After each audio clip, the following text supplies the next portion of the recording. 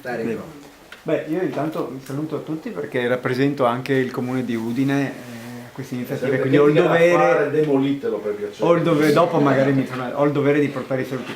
Però diciamo che quando in giunta ci arrivano gli inviti, io ho visto questa presentazione di un libro, ho detto, beh, uno, conosco Nicola Schert da un bel po' di tempo e Domenico Pecile ancora di più, qualche anno in realtà siamo tutti dei ragazzi, e due, mi interessa l'argomento, nel senso che ho letto questa famosa quarta di copertina e devo dire che ha suscitato in me subito, cosa che lo ammetto, non sono un grande lettore, non sono portato per i romanzi, eccetera, però questa cosa più per la saggistica, questo mi ha stimolato subito solo leggendo quella parte, probabilmente perché sarà che ho anche la delega all'ambiente e con Nicola ci siamo conosciuti a scuola quando eravamo piccoli, sì, non eravamo già neanche più bambini, Sì, né ragazzi, ma 5 anni fa, alcuni, sì, nel 2007, proprio quando seguiva alcuni progetti con i ragazzi del Malignani per l'ambiente, la tutela dell'ambiente attraverso lo studio anche dei licheni, di questi materiali, che fra l'altro ti chiederò se poi lì si trova traccia di questo. Ecco, comunque... Ma un cameo l'ho messo. Ah sì? Grande.